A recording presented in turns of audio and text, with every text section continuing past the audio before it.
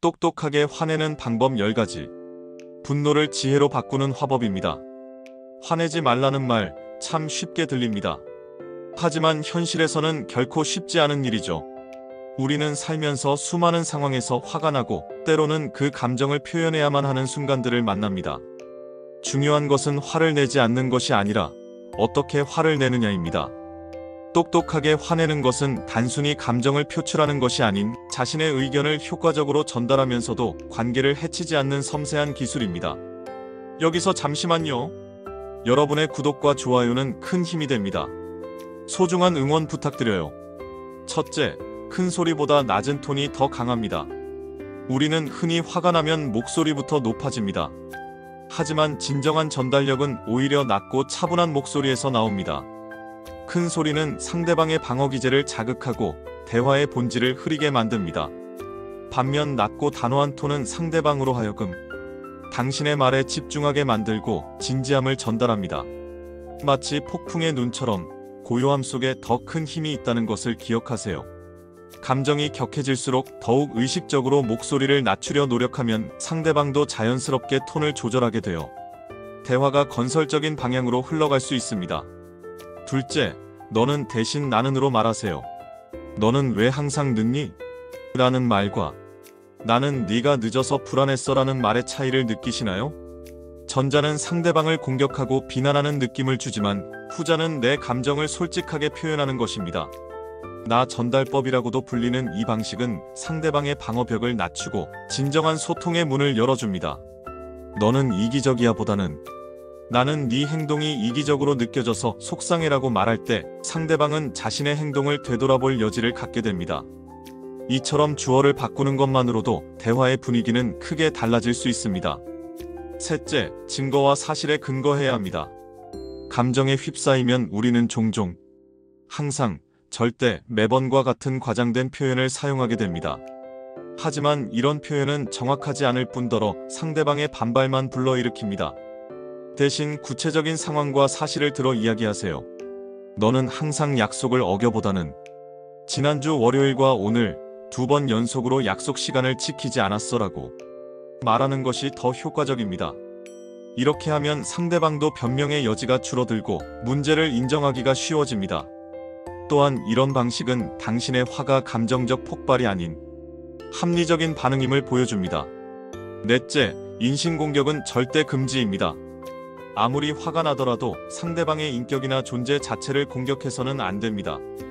너는 정말 쓸모없는 사람이야와 같은 말은 관계에 회복할 수 없는 상처를 남깁니다. 문제는 상대방의 행동이지 상대방 자체가 아닙니다. 너의 이런 행동이 문제야라고 구체적으로 지적하는 것과 너는 문제 덩어리야라고 말하는 것은 천지 차이입니다. 또한 과거의 잘못을 들춰내거나 상대방의 가족이나 친구를 언급하며 공격하는 것도 피해야 합니다. 화가 나면 이성적 판단이 흐려지기 쉽지만 이 선만은 반드시 지켜야 합니다. 다섯째, 말보다는 질문으로 상대를 이끄세요. 일방적으로 비난하기보다는 질문을 통해 상대방 스스로 생각하게 만드는 것이 훨씬 효과적입니다. 너는 왜 그렇게 무책임하니? 라고 비난하는 대신 이 상황에서 네가 어떻게 행동했어야 한다고 생각해? 라고 물어보세요. 질문은 상대방에게 자신의 행동을 돌아볼 기회를 주고 스스로 문제점을 인식하게 만듭니다. 또한 내가 이런 상황이라면 너는 어떻게 느꼈을 것 같아? 와 같은 질문은 상대방의 공감 능력을 자극합니다. 이런 질문들은 대화를 일방적인 비난에서 상호 이해의 장으로 바꿔줍니다. 여섯째, 타이밍을 놓치지 마세요. 화가 났다고 해서 즉각적으로 표현하는 것이 항상 좋은 것은 아닙니다. 때로는 잠시 시간을 갖고 감정을 가라앉힌 후에 대화하는 것이 더 효과적일 수 있습니다. 하지만 너무 오래 기다리면 상대방은 문제의 심각성을 인지하지 못할 수 있습니다. 적절한 타이밍은 감정이 너무 격하지 않으면서도 상황이 생생한 때입니다. 또한 상대방의 상태도 고려해야 합니다. 상대방이 지쳐있거나 스트레스가 심한 상황이라면 조금 기다렸다가 이야기하는 것이 현명합니다. 때로는 지금 이 문제에 대해 이야기하고 싶은데 괜찮니? 라고 물어보는 것도 좋은 방법입니다. 일곱째, 감정을 한 번 걸러 말하기는 매우 중요한 기술입니다. 화가 났을 때 우리의 첫 반응은 대개 가장 날카롭고 상처 주는 말들입니다. 이럴 때 잠시 숨을 고르고 하려던 말을 머릿속에서 한 번 더 정리해 보세요. 너 때문에 모든 게 엉망이야 라는 생각이 들더라도 이를 이 상황이 나를 힘들게 하고 있어로 바꿔 표현할 수 있습니다. 감정을 걸러낸다는 것은 감정을 숨기는 것이 아니라 더 건설적인 방식으로 표현하는 것입니다. 때로는 종이에 써보거나 신뢰하는 친구에게 먼저 이야기해보는 것도 도움이 됩니다. 8째, 해결책을 함께 제시하세요. 문제를 지적하는 것만으로는 충분하지 않습니다. 화를 내면서도 건설적인 대안을 제시한다면 상대방은 당신의 화가 단순한 감정 표출이 아닌 문제 해결을 위한 것임을 이해하게 됩니다. 내가 계속 이렇게 한다면 우리 관계는 끝이야 라고 위협하기보다는 앞으로 이런 상황을 피하기 위해 우리가 어떤 규칙을 정하면 좋을까? 라고 제안하는 것이 훨씬 생산적입니다. 이는 상대방을 문제 해결의 파트너로 인정하는 것이며 함께 더 나은 관계를 만들어가자는 의지의 표현입니다. 9째, 상황을 벗어나는 용기도 필요합니다. 때로는 화가 너무 치밀어 올라 이성적인 대화가 불가능할 때가 있습니다.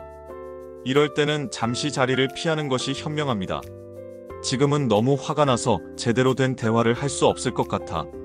잠시 시간을 갖고 다시 이야기하자라고 말하고 자리를 뜨는 것은 도망이 아닌 성숙한 대처입니다. 물론 이때는 반드시 언제 다시 대화할 것인지를 명확히 해야 합니다. 무작정 피하기만 하면 문제는 해결되지 않고 더 커질 뿐입니다. 10째, 화낸 뒤 마무리도 성숙하게 해야 진짜 이깁니다. 화를 내고 난 후의 마무리는 화내는 것만큼이나 중요합니다. 문제가 해결되었다면 깨끗이 마무리하고 앙금을 남기지 않아야 합니다. 아까는 내가 너무 감정적이었던 것 같아. 하지만 이 문제는 꼭 해결하고 싶었어라고 말하며 상황을 정리하는 것이 좋습니다. 또한 상대방이 변화를 보인다면 이를 인정하고 격려해주는 것도 중요합니다. 화를 낸 것이 관계의 끝이 아니라 더 나은 관계로 가는 과정임을 보여주어야 합니다. 이 모든 방법들의 핵심은 화를 억누르는 것이 아니라 화를 건강하고 생산적인 방식으로 표현하는 것입니다. 분노는 자연스러운 감정이며 때로는 필요한 감정이기도 합니다. 문제는 그 감정을 어떻게 다루느냐입니다. 똑똑하게 화내는 사람은 자신의 감정에 솔직하면서도 상대방을 존중할 줄 압니다. 그들은 화를 통해 관계를 파괴하는 것이 아니라 오히려 더 깊은 이해와 신뢰를 쌓아갑니다. 결국 똑똑하게 화내는 것은 단순한 기술이 아닌 성숙한 인격의 표현입니다. 이는 하루아침에 되는 것이 아니라 꾸준한 연습과 자기 성찰을 통해 발전해 나가는 것입니다.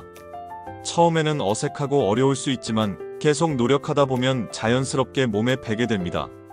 그리고 이런 노력은 단순히 화내는 방법을 넘어서 더 나은 인간관계와 더 성숙한 자아를 만드는 데 큰 도움이 될 것입니다.